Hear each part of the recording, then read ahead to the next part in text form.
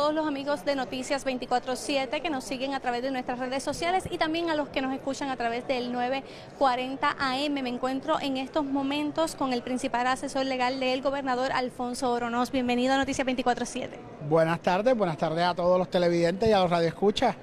Aprovecho para preguntarle una información que ha salido recientemente que quizás ha creado un poco de confusión.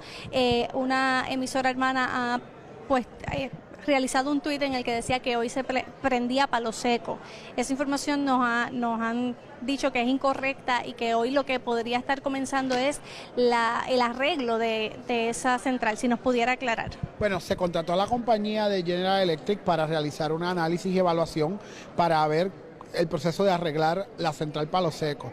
Lo que sí está bastante adelantado es la instalación de las turbinas de los generadores temporeros que se trajeron a través del cuerpo de ingenieros y que se espera que para octubre 25, finales de este mes, ya eso esté instalado y eso le va a brindar más estabilidad al área norte en términos de servicio de energía eléctrica. ¿Quiere decir eso que podemos dar por concluida la controversia de unos sectores que decían que sí se podía prender Palo Seco, otros que decían que era peligroso? Eso ya queda a un lado y se va a trabajar entonces para poderla prender de manera segura. Bueno, no queda a un lado, porque la realidad es que se determinó cerrar porque las aseguradoras, o sea, quien aseguraba la labor que se hacía en la planta, determinaron que a tenor con el análisis que ellos habían hecho, esa planta no era asegurable. O sea, que toda información, todo trabajo que se hacía allí no era seguro. O sea, que a los empleados no se le podía asegurar la generación allí, cualquier desperfecto que ocurriera no estaba asegurado. Por eso se tomó la determinación de cerrar.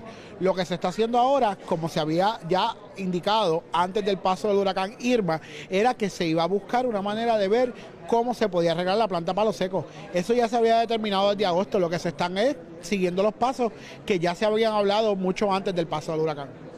Bien, en términos de la Autoridad de Acueductos y Alcantarillados, hay una preocupación genuina de los residentes de la zona cercana a Oaxaca, que sabemos que la represa pues tiene una fisura, unos daños estructurales que pues cada vez que llueve se desaloja a la gente de esa población. ¿Cómo va el proceso de recuperación o de arreglo de esa? Pues mira, hemos tenido serios retos porque cada vez que llueve el nivel del agua sube y eso complica la situación, porque para poder hacer un análisis completo y ver cuál va a ser la reparación o en qué consiste la reparación, los niveles del agua tienen que bajar. Así que cada vez que llueve y el nivel del agua sube, pues crea un problema mayor porque no se puede adentrarse en lo que es la represa para ver exactamente en qué consistiría el reparo. Sí hay unos generadores, sí se establecieron unas bombas de agua para poder mover un poco el agua. Se va a reparar un canal que fue un deslizamiento en el canal, que eso es lo que tapó la tubería y por eso es que no se está llegando agua también a zonas cercanas a Oaxaca. Eso se va a trabajar y va a haber una manera de desviar el agua, pero hasta que no baje el nivel no se puede adentrar definitivamente y ver cuál es el análisis final y qué es la reparación que se tiene que hacer. Por eso es que todavía estamos teniendo problemas con la represa. Sí, la represa dentro de todo, ¿verdad?, ha llegado a unos niveles de control, pero indicándole a la ciudadanía que como quiera persiste el peligro de que la misma colapse en cualquier momento. Por eso es que la orden de desalojo no es que se desaloja una vez llueve, es que se supone que en las áreas aledañas a la represa no haya nadie. Y ese es el llamado que nosotros estamos haciendo. Pero sabemos que hay gente que desaloja o desalojó en el primer llamado, regresan a sus casas y entonces el gobierno tiene que hacer la estrategia nuevamente cada vez que hay un aviso de inundaciones para la zona, porque hay gente que regresa. Por eso, pero aún sin el aviso de inundaciones, la represa puede colapsar en cualquier momento. Ese fue el análisis inicial que hizo el Cuerpo de Ingenieros y el Sistema Geológico de los Estados Unidos. Por eso es que es importante de que ese llamado continúe. Las comunidades aledañas a Oaxaca, aquellos que fueron desalojados de primera instancia, deben mantenerse fuera del cauce del río y esto es para proteger su seguridad. Oronoz, le pregunto, quizás ya pensando un poco a largo plazo, una vez pase toda esta emergencia, si se puede llamar así, y entonces se vaya normalizando la cosa en el país, ¿debe el gobierno o va el gobierno a repensar la estrategia de turismo, por ejemplo? Porque muchos de nuestros atractivos turísticos se vieron fuertemente impactados por el huracán, nuestras playas, incluso hay hoteles que están anunciando que van a cerrar. ¿Cómo se va entonces a replantear el gobierno la estrategia para atraer turismo, que es una de las fuentes principales de ingresos de una isla como Puerto Rico? Bueno, definitivamente eso es una de las muchas cosas que hay que replantearse. La realidad es que hay hoteles importantes como el Conquistador, como el Ritz-Carlton, que han tenido que tomar la difícil decisión de cerrar sus puertas por un término de tiempo en lo que hace sus labores de reparación. Ciertamente, ahora la industria del turismo ha sufrido considerablemente, pero yo creo que lo importante es que los recursos naturales todavía están.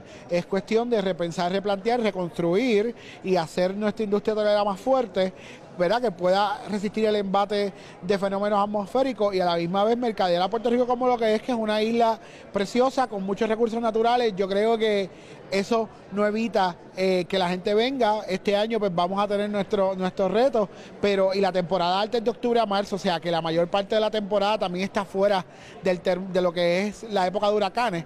Así que yo creo que Puerto Rico sigue teniendo atractivo turístico, es cuestión de poder reconstruir y salir adelante. ¿Y cómo atajamos el asunto del escape de talentos?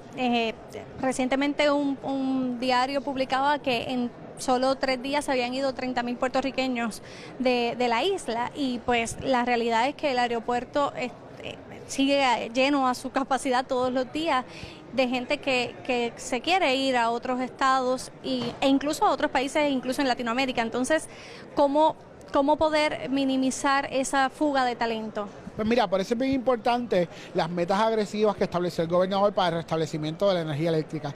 La realidad es que uno de los problemas principales es que mucho comercio e industria ha tenido que cerrar sus puertas porque al no tener acceso al servicio eléctrico, pues los costos operacionales son demasiado caros, y lo que han hecho es tomar la difícil determinación de hacer cesantías temporales, ¿verdad? Y eso hace también que mucha gente pues tome la decisión de irse de Puerto Rico, y eso pues sí crea un problema. Por eso es bien importante, y por eso el gobernador ha establecido unas metas para restablecer el servicio eléctrico, porque eso va a permitir que las industrias puedan operar, y nosotros estamos confiados en que la mayoría de esa gente que se fue, una vez que vea que la situación se normalice, va a regresar, porque esas compañías van a seguir operando en Puerto Rico y van a necesitar ese talento que es tan importante.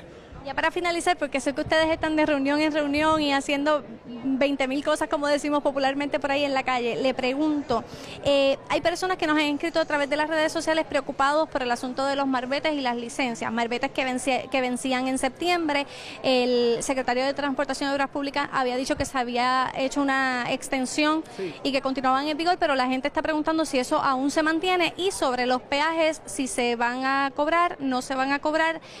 Ramón Rosario había dicho en una de las conferencias de prensa que no se iban a cobrar al momento, pero una vez se reactivaran los servicios sí se iba a cobrar retroactivo. Si puede entonces clarificar toda esa información para que los que nos están preguntando a través de las redes puedan tener la información de primera mano. Pues mira, en cuanto a los malbetes, todavía sigue la moratoria, o sea que si usted se le venció su malvete en septiembre, en octubre y probablemente hasta noviembre, no va a tener problemas en la calle, porque hay una moratoria con la renovación de malbetes. En cuanto a los peajes, miren, yo creo que es hora de aclarar, desde antes del huracán Irma, el secretario de Transportación y Obras Públicas indicó que lo que se iba a no cobrar eran las multas, o sea que durante el periodo de emergencia, si usted pasa por un peaje y usted no tiene fondos en su tarjeta de AutoExpreso, no se le va a cobrar las multas, pero sí, definitivamente siempre se había dicho que el peaje que tuviese servicio eléctrico, porque también ese es otro problema, el que tuviese servicio eléctrico va a seguir marcando los pases, y cuando usted vaya a recargar nuevamente, pues se le va a cobrar esos pases de peaje que usted tuvo, o sea, pero siempre, esto no son noticias nuevas, esto desde el huracán Irma ya se había explicado en conferencia de prensa cuando estábamos en manejo de emergencias ahí entre San Juan y Cagua, así que creo que están sacando una noticia que desde hace 2 meses se había explicado, y que pues sí va a tener un impacto cuando usted pueda volver a recargar, pero era algo que desde septiembre se sabía, o sea, no ha cambiado la política pública en cuanto a eso con el paso del huracán María. Yo creo, y un poco para que las personas se queden tranquilas en sus hogares, o traer al gobierno la preocupación que hemos recogido de algunos sectores, es que dicen, ok, me lo van a cobrar todo después, pero por ejemplo las personas que nos hemos quedado sin trabajo tienen la preocupación de si el gobierno hará un acercamiento a las empresas. Digo, hay unos peajes que son del gobierno, pero hay otros que, por ejemplo, los tiene Metropista.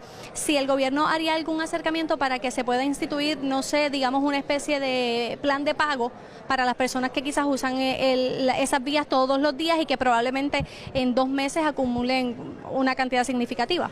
Bueno, esas son cosas que se tienen que evaluar. Definitivamente tomo la recomendación y la llevaré a los canales adecuados, pero hasta el momento no se ha discutido eso ni se ha evaluado eso, pero sí tomo la recomendación. Muchas gracias. Gracias. Bien amigos, eso es toda la información que tenemos. Ahora continuamos con más de esta cobertura.